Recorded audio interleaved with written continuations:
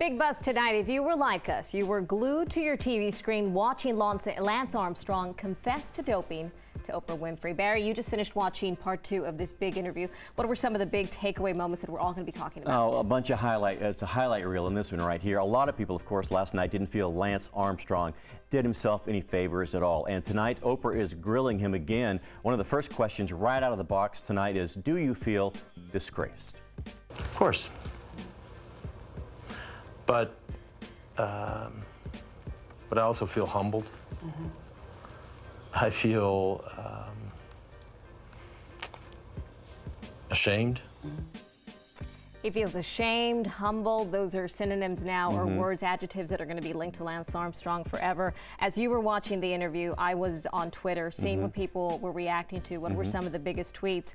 A lot of people tweeting when he talks to Oprah about that picture that he took in a room full of the yellow jerseys. Remember that photograph that went viral? He says it was a mistake. Says the picture was just more defiance, and he thought it was a good idea at the time, showing a little more of the true person that he was. Yeah, last night it was sort of nuts and bolts. Tonight it's a little more touchy-feely. In fact, Oprah asked him about his most humbling moment. It wasn't necessarily all of the revenue that he lost. It was when he had to part ways with his Livestrong Foundation. Here's what he had to say.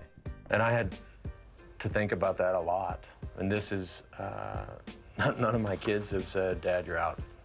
None of my friends have said, hey, Lance, you're out. The foundation is like my 6th child.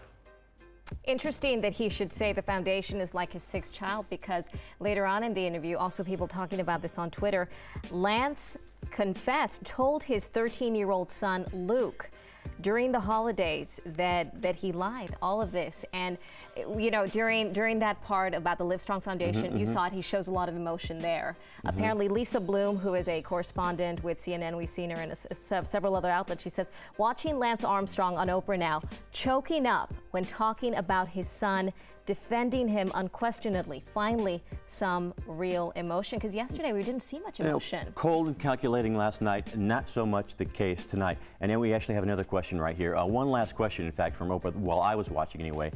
He asked, are you facing your demons? Here's Lance. Absolutely. Yeah. It's a process.